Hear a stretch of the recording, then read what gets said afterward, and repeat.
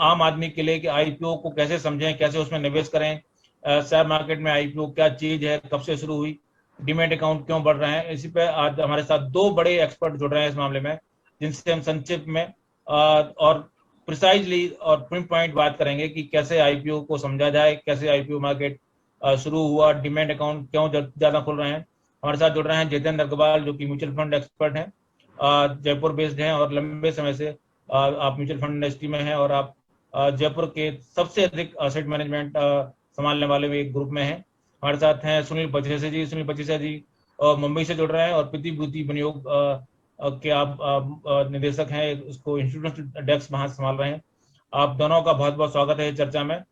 संक्षेप में जितेंद्र जी मुझे बताएं कि आईपीओ को क्यों इतना इस बार इतने अधिक आईपीओ आ रहे हैं, क्यों इतना अधिक आकर्षण लोगों में मिल रहा है, क्यों लोग इतना इसमें निवेश कर रहे हैं। ये सिर्फ समय की मतलब कहें कि समय की मांग है, या समय की ही कारण इतना निवेश आ रहा है, या फिर आईपीओ ही अच्छे आ रहे हैं, क्या कहेंगे आप?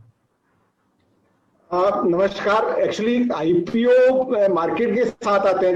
जब मार्केट अच्छा काम करता है, मार्केट ऊपर चलता है, तो आईपीओ आते रहते हैं। लेकिन आईपीओ आने का मतलब ये नहीं है कि सारे आईपीओ बढ़िया होते हैं। और आईपीओ के प्रति जो रुझान है वो डिपेंड करता है पब्लिक का मार्केट, शेयर मार्केट कैसा चल रहा है उससे काफी लिंक्ड होता है आईपीओ मार्केट। लेकिन अभी जो इतने आईपीओ आ रहे हैं उसके पीछे बेसिकली रीजन क्या है कि आप जैसे इंडिया का डेमोग्राफिक देखोगे तो इंडिया के डेमोग्राफिक में लगभग जो इंडिया की जो पॉपुलेशन है उसकी एवरेज एज है 25-26 साल। तो मोस्ट एजुकेटेड एवरेज पीपुल की 25-26 साल की जो एज है, तो वो सब जो लोग अभी नए नए जॉब ज्वाइन कर रहे हैं, सर्विस में आ रहे हैं, तो उनको वो थोड़ा सा फिक्स इनकम, क्योंकि फिक्स इनकम में अभी इंटरेस्ट रेट्स इतने कम हो गए हैं, तो फिक्स इनकम से डाइवर्ट होकर के और वो थोड़ा वैल्यू फॉर्मेशन की तरफ जा रहे हैं। तो वहां इक्विटी मार्केट की तरफ रुझान बढ़ रहा है। आप देख रहे हो कि पिछले 3-4 साल में डीमैट अकाउंट की बाढ़ आई है। जो डीमैट अकाउंट मतलब आप जनवरी से और अब देखते हो जुलाई में, तो 2 साल में 1 करोड़ डीमैट अकाउंट खुलते थे, वो अभी पिछले 6 महीने में 1 करोड़ डीमैट अकाउंट हो गए हैं। अभी सीडीएसएल के 4 करोड़ डीमैट अकाउंट है, जो और एनएसडीएल के 2.25 करोड़ डीमैट अकाउंट है। तो टोटल हमारे पास 7.5 करोड़ डीमैट अकाउंट है, जो आज से 3 साल पहले लगभग 2-2.5 करोड़ के आसपास ही डीमैट अकाउंट थे। तो ये डीमैट अकाउंट इतने खुल रहे हैं, इसके पीछे एक तो आईपीओ के प्रति लोगों का बढ़ता हुआ रुझान है, और दूसरा क्या है कि ये जितनी सारी ऑनलाइन मोबाइल पे जो रोबो ट्रेडिंग की इतनी सारी एप्लीकेशंस आई हैं, जैसे आप जीरोधा, जिसका नाम ही ZERO जीरोधा है, तो जो बिना ब्रोकरेज के सेल कर रही है, बहुत मतलब पेनी 1-2 रुपए की ब्रोकरेज चार्ज करके, और शेयर ट्रेडिंग अकाउंट खुल रहे हैं और उनमें ट्रेड हो रहा है। तो लोगों का शेयर्स के प्रति, और अभी मार्च 20 के बाद जो मार्केट में जो तेजी आई है, तो उस तेजी में आप देख रहे हो एफआईआईज ने कंटिन्यूअसली शेयर मार्केट में सेल करी है। डोमेस्टिक इंस्टीट्यूशंस ने फिर भी थोड़ा पैसा लगाया, लेकिन एफआईआईज ने कंटिन्यूअसली मार्केट में सेल करी है। रिटेल पार्टिसिपेशन इतना बड़ा है रिटेल पार्टिसिपेशन। उसके पीछे रीजन यही है कि अब जो हमारे यंग जनरेशन है उसका काफी बड़ा रुझान शेयर मार्केट की तरफ बढ़ रहा है। और ये बहुत पॉजिटिव पॉइंट है, क्योंकि अभी इंडिया की पॉपुलेशन को हम देखें तो लगभग 3-3.5% इंडिया की टोटल पॉपुलेशन का कैपिटल मार्केट्स में है, और जो इतनी स्पीड से बढ़ रहा है, तो ये एक देश की ग्रोथ के लिए बहुत बहुत बड़ा स्टेप है कि ये आईपीओस के थ्रू अगर हम एंटर करते हैं, डायरेक्ट ट्रेडिंग के बजाय आईपीओस के थ्रू अगर इन्वेस्टर एंटर करता है, तो थोड़ा रिस्क कम हो जाता है।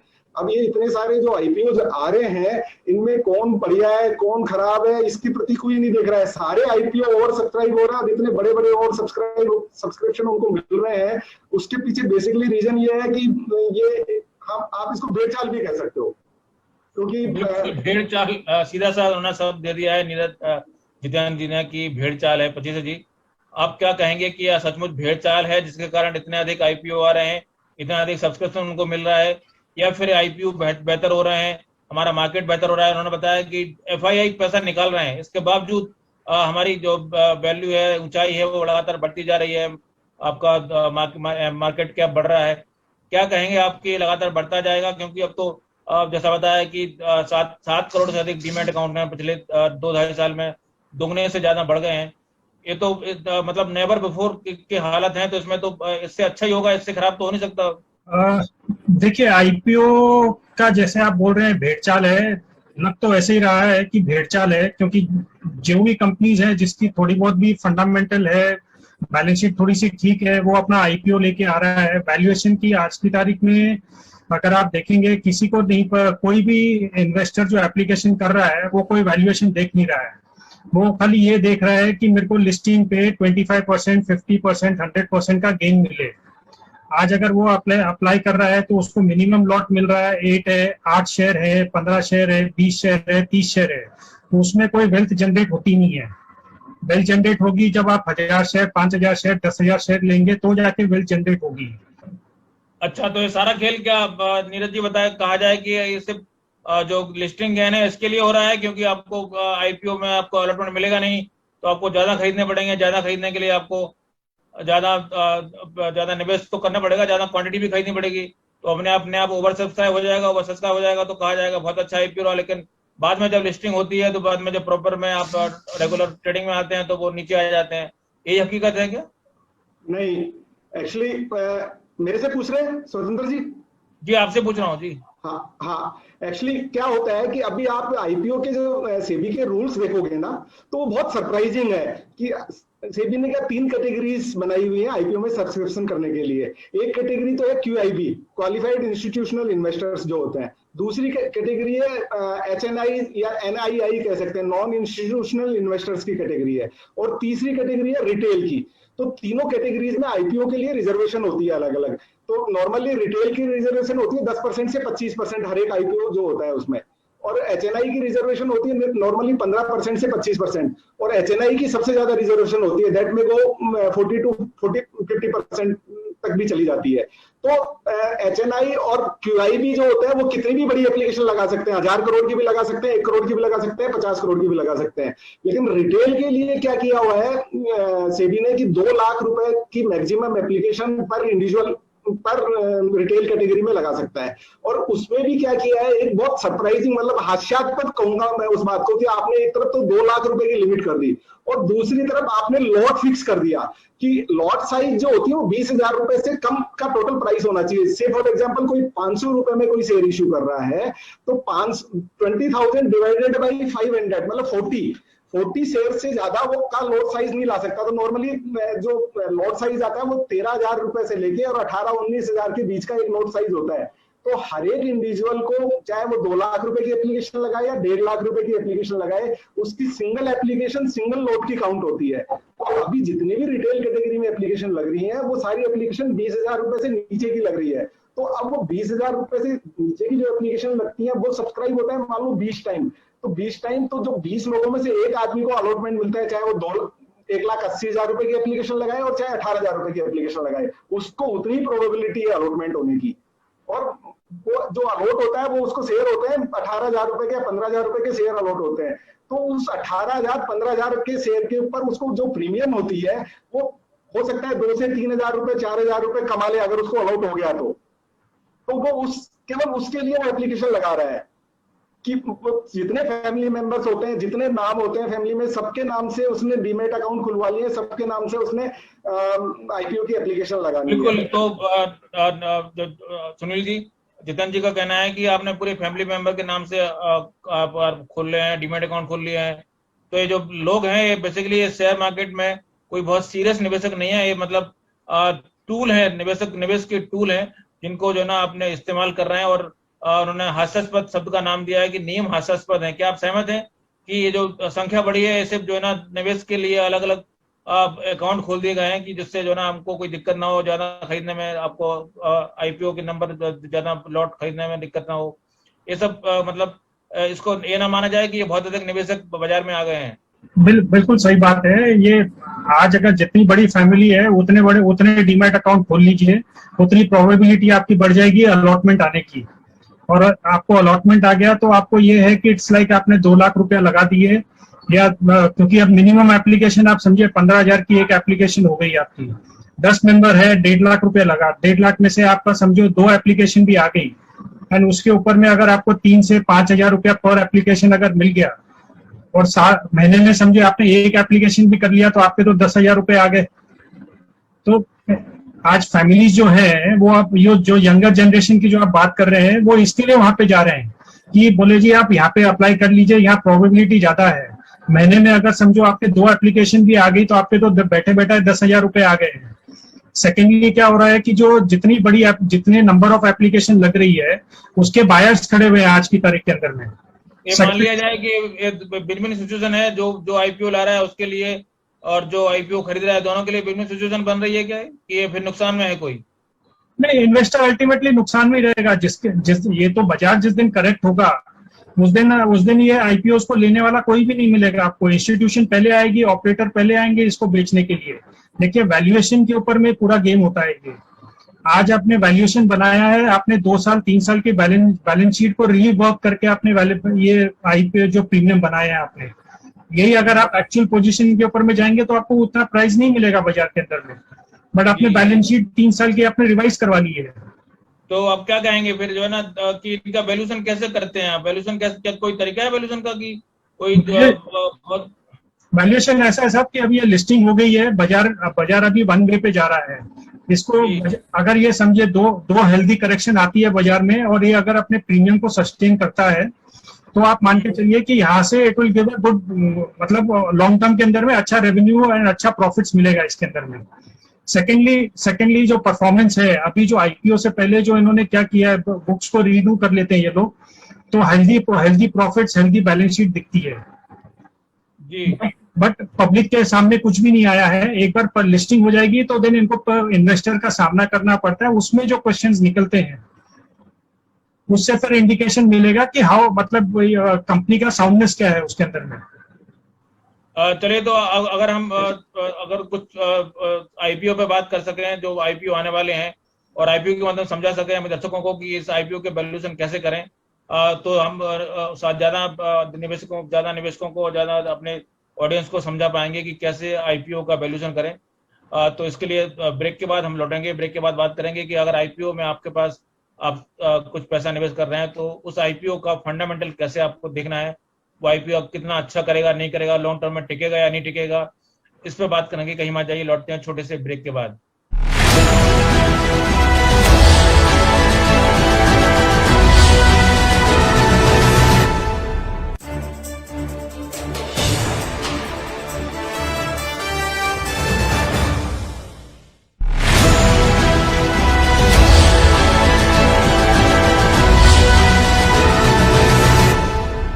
ब्रेक के बाद आपका स्वागत है। हम बात कर रहे थे कि आईपीओ की बहार है, कई कंपनियां आईपीओ ला रही हैं। तो हमारे साथ 2 बड़े एक्सपर्ट जुड़े हुए हैं। जितेंद्र जी, जोमेटो से लेके आपको जो है ना, मैं आपका नाम गिनाऊं तो जोमेटो है, जीआर इंफ्रा है, क्रीन साइंस है, ग्लेनमार्क है, उत्कर्ष है, विजय डायग्नोस्टिक, नोवोको, विस्टास, आधार फाइनेंस, श्रीराम प्रॉपर्टीज, 7 आइसलैंड, लंबी लिस्ट है, Dodla, KMS hospital, India pesticide, और इस लिस्ट का जो है ना कोई अंत नहीं दिख रहा मुझे, लंबी लिस्ट है।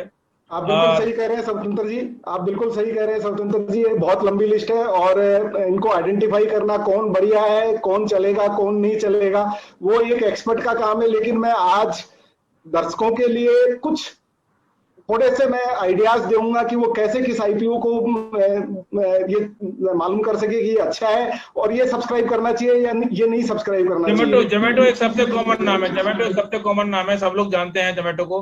हम जोमेटो को एक लिटमस टेस्ट के रूप में लेते हैं कि जोमेटो को आईपीओ है, उसमें वो बेटर करेगा नहीं करेगा, उसके फंडामेंटल कैसे हैं, कैसे चेक करें? हाँ जी, तो एक्चुअली जोमेटो एक ऐसी कंपनी है कि जिसको हम कहते हैं यूनिकॉर्न, मतलब वो क्या है कि एक उसको आप प्रॉफिटेबिलिटी से कंपेयर नहीं कर सकते, वो यूनिक है अपने आप में। और वो इंडिया की जो लिस्टेड स्पेस में पहली ऐसी कंपनी आ रही है, यूनिकॉर्न कंपनी, तो इसको नो डाउट अच्छा प्रीमियम मिलेगा इनिशियली। लेकिन जैसे ही जोमेटो की लाइन में और भी मैट्रिमोनी और भी बहुत सारे यूनिकॉर्न्स आने वाले हैं, पेटीएम भी आने वाला है, तो धीरे धीरे जैसे .com कंपनी इसकी 2000 में बाढ़ आ गई थी एक बार, तो अब उसमें कौन आगे निकलेगा कौन नहीं निकलेगा। तो जब ये इतनी सारी यूनिकॉर्न कंपनीज के आईपीओ आएंगे और वो लिस्ट होंगी तो उसके बाद देखेंगे कौन पैसा बना के दे रहा है कौन नहीं बना के दे रहा है। लेकिन इनिशियली मैं नहीं मानता Zomato will be big hit, Zomato में सबका पैसा बनेगा, जोमेटो बहुत अच्छा प्रीमियम पे लिस्ट भी होगा और सबका पैसा बनेगा जोमेटो पे, चाहे ये लॉस मेकिंग है और ये कंटिन्यूअसली पैसा बर्न, क्योंकि यूनिकॉर्न्स मैक्सिमम 99% यूनिकॉर्न्स पैसा बर्न करती है, तो केवल लॉस से हम इसको इवेल्युएट नहीं कर सकते कि ये लॉस मेकिंग है तो इसको इसमें नहीं सब्सक्राइब करना चाहिए। ये प्रोडक्ट इसका यूनिकॉर्न है और ये इंडिया की मतलब one of the biggest delivery chain है, फूड डिलीवरी चेन है। वैसे आप फिगर्स में जाओगे तो स्विगी का शेयर 47% है, इसका 45% है डिलीवरी में। ये थोड़ा सा सरप्राइजिंगली है, लेकिन इसका जो पर साइज जो है इसका पर डिलीवरी साइज वो बेटर है। और इसको वैल्यूएशंस जो मिले हैं वो बहुत ज्यादा वैल्यूएशंस ऐसे नहीं है कि रिच वैल्यूएशन से बहुत महंगे वैल्यू पे ये आ रहा है। और तो मेरे को नहीं लगता कि इसमें नहीं सब्सक्राइब करना चाहिए, ये अच्छा है, इसमें सब्सक्राइब करना चाहिए। हाँ, लेकिन धीरे धीरे जब 8-10 कंपनियां यूनिकॉर्न कंपनियां आगे लिस्ट होंगी तब आपके पास एक बड़ा बास्केट होगा। उस बड़े बास्केट में आपको जो पैसा बनाने वाली कंपनियां हैं वो सिलेक्ट करके और तब आप सिलेक्ट कर सकते हो। लेकिन आज के दिन आपका मतलब है कि जोमेटो, आपका कहना है जोमेटो को जो फंडामेंटल होते हैं, उनके परंपरागत फंडामेंटल है, उनके पैमाने पर नहीं तोड़ सकते आप? देखो, प्रमोटर फंडामेंटल्स में जो सबसे बड़ी चीजें जो काउंट करती हैं वो काउंट करती हैं, एक तो आपका प्रोडक्ट क्या है, प्रोडक्ट में आपका पीयर ग्रुप में लिस्टेड कौन सी कंपनीज है, उनसे आपका क्या कंपैरिजन है। तो कोई लिस्टेड कंपनीज नहीं है, आप यूनिक हो अपने आप में, तो आपको ये एक बड़ा एडवांटेज मिल गया। दूसरी चीज है कि प्रमोटर कौन है आपके, तो इसके प्रमोटर बहुत साउंड है, इंस्टीट्यूशंस का पैसा है इसमें पूरा। आज जोमेटो पैसा रेज करने के लिए नहीं आ रहा, अगर जोमेटो को पैसा रेज करना होता तो कोई भी और प्राइवेट इक्विटी देके कोई भी इससे भी ज्यादा प्राइस पे पैसा रेज कर सकते थे। ये केवल वैल्यूएशन के क्या उद्देश्य है, किस लिए आ रहा है फिर वो? ये वैल्यूएशन के लिए आ रहे हैं। काफी सारी कंपनी वैल्यूएशंस के लिए आती है मार्केट में, अपने आप को वैल्यू करने के लिए कि हमारी क्या वैल्यू है। आप उसको अच्छी तरह से स्टडी करोगे उसकी बैलेंस शीट की, तो वो पैसा रेज करने के लिए नहीं आई है, वो लिस्टिंग के लिए आई है केवल कंपनी, वो अपने वैल्यूएशन के लिए आई है और वो बहुत हिट आईपीओ होगा। मैं तो ये कहता हूं कि अभी जो उसका ग्रे मार्केट में प्रीमियम चल रहा है उससे भी बहुत बड़े प्रीमियम पे वो आगे चलेगा वो शेयर। तो मैं उन आईपीओ को बढ़िया नहीं मानता हूं जो बोरोइंग्स को रीपे करके आईपीओ लेके आ रहे होते हैं, क्योंकि बोरिंग की कॉस्ट इंडिया में बहुत ज्यादा नहीं है। आईपीओ लेके आने के पीछे अगर वैल्यूएशन मकसद है तो बहुत बढ़िया है। तीसरी कंपनियां ऐसी होती हैं जो आईपीओ लेके आती है एक्सपेंशन के लिए। तो एक्सपेंशन के लिए जो आईपीओ लेके आती है तो उसमें देखना होता है कि वो एक्सपेंशन जो लेके आ रहे हैं वो जो अभी कंटिन्यू जो काम कर रहे हैं उसमें वो अपनी सारी कैपेसिटीज को यूज कर पा रहे हैं कि नहीं कर पा रहे हैं, अच्छी प्रॉफिटेबिलिटी कमा पा रहे हैं कि नहीं कमा पा रहे हैं। तो एक्सपेंशन के बाद वो उस कैपेसिटी को इंक्रीज करके वो सारे मार्जिन मेंटेन कर पाएंगे या नहीं कर पाएंगे। तो आईपीओ में एक तो बाई टू आईपीओ, तो एक तो इस चीज को देखना है कि वो प्रमोटर आईपीओ लेके क्यों आ रहा है। दूसरी चीज उसका पीयर ग्रुप से कंपैरिजन, लिस्टेड स्पेस से कंपैरिजन करना बहुत। तो क्या कंपनी ये कहीं बताती है कि वो किस लिए आ रही है, वैल्यूएशन के लिए आ रही है कि एक्सपेंशन? पूरा डॉक्यूमेंट प्रोस्पेक्टस में उसका एक पैसे का हिसाब हो रहा है कि अगर वो 800 करोड़ का आईपीओ लेके आ रहा है तो 800 करोड़ रुपए का यूज क्या करने वाले हैं वो, और उसको time to time shareholders को सबमिट भी करना होता है कि हमने 800 करोड़ रुपए यूज कैसे किया है बाद में, तो पूरा हिसाब लेके आते हैं। तो वैल्यूएशन में मोस्टली ऑफर फॉर सेल वाला जो ऑप्शन होता है ना वो वैल्यूएशन के लिए आता है। तो वहां हमको चेक करना पड़ेगा कि ऑफर फॉर सेल जो आ रहा है, जो प्रमोटर सेल कर रहा है वो कितना अपना स्टेक सेल कर रहा है। जी सुनील जी, तो आप बताएं कि कौन कौन से कारण होते हैं। एक तो हो गया ऑफर फॉर सेल, इसके अलावा एक्सपेंशन हो गया। एक्सपेंशन के अलावा आपका कहना है 99% इसलिए आते हैं कि वो मार्केट से पैसा उठाना चाहते हैं, ये कहना चाह रहे हैं आप? हाँ, देखिए हर एक कंपनी को वर्किंग कैपिटल की प्रॉब्लम रहती है, प्लस उनका डेट रहता है, वो डेट को रीपे करने के लिए आते हैं। फिर वो आता है कि बोले जी हमको कैपेक्स करने हैं, तो एक्सपेंशन के लिए फंड मतलब मार्केट से आईपीओ के थ्रू फंड रेजिंग करते हैं ये। एंड लास्ट इज कि जैसे ऑफर फॉर सेल है, अगर समझो कोई पुराना इन्वेस्टर है जिसने लगाया है, वो अपना स्टेक डाइल्यूट करके जा रहा है, उसके साथ में प्रमोटर जो है वो भी अपना स्टेक जो है वो डाइल्यूट कर लेता है। ऑफर फॉर सेल में जो एग्जिस्टिंग इन्वेस्टर 10% करता है तो प्रमोटर भी अपना 10% डाइल्यूट करके चला जाता है उसके अंदर में। तो ये 3-4 कारण होते हैं जिसके कारण नॉर्मली आईपीओ आता है। बाकी अब आप एक चीज समझिए कि 15 शेयर जो मिलने वाले हैं, 20 शेयर मिलने वाले हैं, आज इन्वेस्टर का मूड ये हो गया है कि मेरे को 15 शेयर अप्लाई करने हैं और मेरा 15,000 रुपया ही रिस्क के ऊपर में है, तो मैं बोला मेरे को अगर लग गया तो मेरे 3,000 रुपये आने वाले हैं, तो बोले मैं 3,000 रुपये एंड 15,000 रुपये के लिए मैं ये सब चीजों के अंदर में जाऊंगा नहीं। बाजार सेंटिमेंट है कि इसके अंदर में ग्रे मार्केट चल रहा है, 20%, 30%, 40% गेन एक्सपेक्टेड है, तो बोले एप्लीकेशन लगा दो इसके अंदर में, क्योंकि 15 शेयर, 30 शेयर, 50 शेयर के अंदर में कहीं कोई वेल्थ जनरेट नहीं होने वाली है। इन्वेस्टर थक के अपने आप बेच के चला जाएगा। जिस दिन बाजार में 20% करेक्शन आएगा उस दिन वो इन्वेस्टर 15 शेयर पहले बेच के चला जाएगा। वो ये नहीं सोचेगा कि मैं आके और 50 शेयर जमा कर लूं उसमें। आज सेंटिमेंट ये हो गई है, इन्वेस्टर जो है, क्योंकि लॉट साइज है नहीं। पहले इन्वेस्टर के पास में 1000 शेयर, 2000 शेयर आते थे, आज 15 शेयर, 20 शेयर, 50 शेयर आएंगे। उसके अंदर में कहीं पे कोई वैल्यू जनरेशन नहीं हो रही है। आपने एक जनरल टर्मिनोलॉजी चलती है कि टर्नओवर करिए, तो आपका टर्नओवर करेंगे तो प्रॉफिट बढ़ेगा। सेम चीज यहाँ आईपीओ मार्केट में हो गया है। इन्वेस्टर जो है वो 15,000 को देख रहा है कि मैं कितनी बार चर्न कर लूं तो मुझे पैसा छूटेगा। अगर महीने में 3 बार उसने चर्न कर पाया तो बोले जी ठीक है, 3 बार चर्न कर लिया तो 3,000 करके आ गए मेरे तो 10,000 आ गए। लगा उसका खाली 15,000 है। जी बिल्कुल। तो पहले क्यों 1000 मिल जाते थे, अब क्यों नहीं मिलते हैं ज्यादा? क्या कहना चाह रहे हैं? जस्ट फॉर एग्जाम्पल मैं देता हूँ, पहले मैं भी लगाया करता था just for getting higher allotment. मैं 2 लाख की एप्लीकेशन लगाता था क्योंकि वहां प्रोबेबिलिटी थी कि मेरे को 15 की जगह पे शायद 700 शेयर मिल सकते हैं। तो इसके लिए मैं 2 लाख की एप्लीकेशन लगाया करता था। अभी मैं 2 लाख की लगाऊं कि मैं 15,000 की एप्लीकेशन लगाऊं, मेरे को मिनिमम लॉट ही आने वाला है, क्योंकि इतना ओवर सब्सक्रिप्शन हो जाता है कि मिनिमम लॉट ही हाथ में आते हैं। तो मैं मेरा 2 लाख रुपए भी जो है वो क्यों ब्लॉक कर रहा हूँ फिर मैं? तो मैं मिनिमम वाली एप्लीकेशन है वो अप्लाई करता हूँ। बाकी के जो फैमिली मेंबर्स है वो पैसा मैं बाकी के फैमिली मेंबर्स में अकाउंट में ट्रांसफर करके उनकी एप्लीकेशन लगाता हूँ मैं। तो मेरा जो रिस्क रिवॉर्ड है वो इंक्रीज हो जाता है मेरा। एक एप्लीकेशन की जगह पे 6 एप्लीकेशन लगती है मेरी। 6 में से एक अलॉटमेंट आ गया तो मेरे तो 3,000 रुपए आ गए। लिस्टिंग वाले दिन मैं बेच के निकल जाता हूँ उसको, फिर दूसरी एप्लीकेशन की तैयारी हो जाती है मेरी। निधन जी, ये तो कोई बहुत सुहावना दृश्य नहीं दिख रहा शेयर मार्केट में। ये तो लग रहा है कि बस आप जो है ना हिट एंड रन की पूरी रणनीति दिख रही है कि आप ले पैसा लो और निकल लो। नहीं, ऐसी बात नहीं है। ये बढ़िया बात है कि लोगों का पैसा बन रहा है ग्रे मार्केट में, वो लिस्टिंग पे सेल कर देते हैं। लेकिन काफी सारे लोग आपको इन इन्वेस्टर्स में, हर आईपीओ में लगभग 30 लाख लोग एप्लीकेशन लगाते हैं। एवरेज अच्छे आईपीओ में 30 लाख से 40 लाख लोग अप्लाई करते हैं।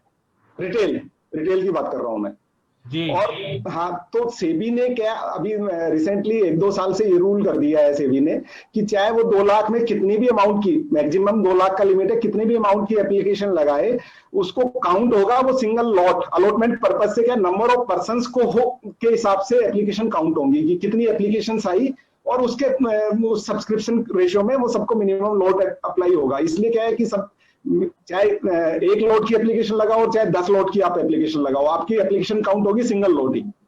तो इसलिए क्या वो 1 लॉट की 15,000 की एप्लीकेशन लगाओगे, 1.5 लाख की एप्लीकेशन लगाओगे, काउंट वो एक ही होगी 15,000 की एप्लीकेशन में आपकी। तो संक्षेप में अगर आप बताएं जितेंद्र जी कि किन चीजों से धोखा नहीं खाना चाहिए, बिल्कुल संक्षेप में, कि आपको कहाँ चीजों से जो है ना, आपको जहाँ कहते हैं कि ग्रीनरी की गई है या फिर ब्राइट बनाया गया है आईपीओ को, उन चीजों से हमारा निवेशक धोखा ना खाए। 1-2 पॉइंट हमें बता सकें हमारे दर्शकों को कि इन चीजों के प्रति सावधान रहें कि इन्हें यहाँ हो सकता है कंपनी ने जानबूझ के आपको लोभाने के लिए कुछ गड़बड़ की हो, और जिससे निवेशक सावधान रहे। उनके कौन से बिंदु हो सकते हैं वो? सबसे पहला पॉइंट तो जो होता है जिनसे धोखा नहीं खाना चाहिए वो है कि कंपनी में बहुत ज्यादा रिस्ट्रक्चरिंग नहीं हुई होनी चाहिए पिछले 1-2 साल में।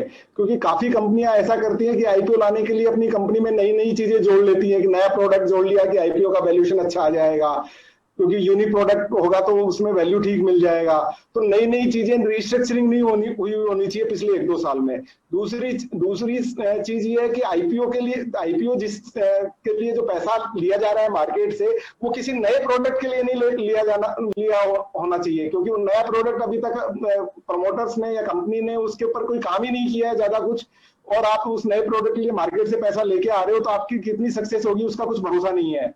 तो वो आपका सॉलिड बैकग्राउंड है तो और एक्सपेंशन के लिए आप पैसा लेके आ रहे हो तो इश्यू नहीं है। तो ये तीसरी चीज है कि आईपीओ अगर आपका बहुत एक्सेस बोरोइंग है और उन एक्सेस बोरोइंग को आप थोड़ा सा नीचे लाने के लिए आईपीओ लेके आ रहे हो तो उसका कोई फायदा नहीं होने वाला है, क्योंकि आप अपनी खाली बोरोइंग कॉस्ट कम कर रहे हो। बोरोइंग कॉस्ट बहुत कम होती है। बोरोइंग कॉस्ट को फंड करने के लिए मैं आईपीओ कभी भी ऐसे आईपीओ में सब्सक्राइब नहीं करूंगा कि जिसकी बिजनेस में कोई ग्रोथ नहीं होने वाली है, केवल वो अपनी बोरिंग कॉस्ट कम कर रही है। तो ऐसे आईपीओ में मैं कभी भी सब्सक्राइब करने के लिए नहीं कहूंगा। बिल्कुल। सुनील जी, आप कौन से पॉइंट करना चाहेंगे कि जिनसे धोखा निवेशक ना खाएं, सावधान रहें? कंपनियों की जो है ना, जो भी ग्रीनिंग की गई है, जो भी जो जिसको कहते हैं कि आपको पॉलिश किया गया है। देखिए, अग्रवाल जी ने जो पॉइंट्स बताए हैं उसमें खाली 2-3 पॉइंट्स और ऐड करूंगा। एक तो ये है कि एक बार लिस्टिंग हो जाए, उसके 3 महीने, 1 क्वार्टर, 2 क्वार्टर, 1 साल अगर निकल जाए एंड अगर कंपनी वो ग्रोथ अगर सस्टेन करती है, जो इन्होंने पिछले 3 साल का जो बैलेंस शीट के अंदर में जो ग्रोथ दिखाया है, जो प्रोजेक्शंस दिए हैं, वो अगर वो सस्टेन कर पाते हैं तो बाजार में जब कभी भी ऐसा नहीं है कि ये कोई वन साइड जाने वाले हैं, आपको अपॉर्चुनिटीज मिलेगी। इन्फोसिस जैसा शेयर जो है लिस्टिंग के टाइम पे ऐसे ही पड़ा हुआ था, there were no buyers for Infosys, but जैसे जैसे उसकी परफॉर्मेंस सुधरती गई है, ओवरसीज इन्वेस्टर्स आ गए, लोकल इन्वेस्टर्स आ गए, जिन्होंने फिर एक्यूमुलेट किया है एंड वेल्थ बनी है उसके अंदर में। सेम चीज इनके अंदर में है, आईपीओ आया है, लिस्टिंग हो गई है, लिस्टिंग गेन हो गई है, बट 6 महीना निकल जावे, सस्टेन करता है वो प्रीमियम के ऊपर में नहीं करता है, प्रोडक्ट उसकी एक्सेप्टेबिलिटी है नहीं है, उसके बाद में फिर then exposure, additional exposure for long term लिया जा सकता है उसके अंदर में। बट टाइमिंग के लिए तो ये है कि 15 शेयर, 20 शेयर, 30 शेयर मिलते हैं, उसमें कोई महल कोई खड़ा होने वाला नहीं है। अपना लिस्टिंग के अंदर में लिस्टिंग गेन ले लीजिए एंड चर्निंग कर लीजिए, अपना जो पैसा है उसको आप टर्नओवर पे यूज करिए। जी बिल्कुल। तो फिलहाल इस चर्चा में इतना ही। हमने देखा कि आईपीओ का बाजार जरूर बहुत अच्छा है और आईपीओ की बहार पूरी दिख रही है, साल भर दिख रही है। ऐसा लग रहा है कि साल भर ही इस तरह के आईपीओ आते रहेंगे। लेकिन आईपीओ को आपको एक क्रिटिकल पॉइंट ऑफ व्यू से देखना है, किस नजर से देखना है, किस में आईपीओ को आपको लॉन्ग टर्म के हिसाब से अच्छे हो सकते हैं, कौन से आईपीओ आपके लिए शॉर्ट टर्म में अच्छे हो सकते हैं। आपको ये सब चीजों को ध्यान रखना होगा, तभी आप आईपीओ लें। इसके अलावा आपको ये भी देखना है कि आईपीओ का आपका पर्पज क्या है, आईपीओ क्यों लाया जा रहा है, सबसे महत्वपूर्ण पर्पज है, प्रमोटर कौन है। अगर इन चीजों पर नजर रखें तो निश्चित रूप से आईपीओ का आप बेहतर वैल्यूएशन कर पाएंगे। आप सभी लोग की चर्चा में बहुत बहुत धन्यवाद। नमस्कार। आप देखते रहिए पथकर टीवी। नमस्कार।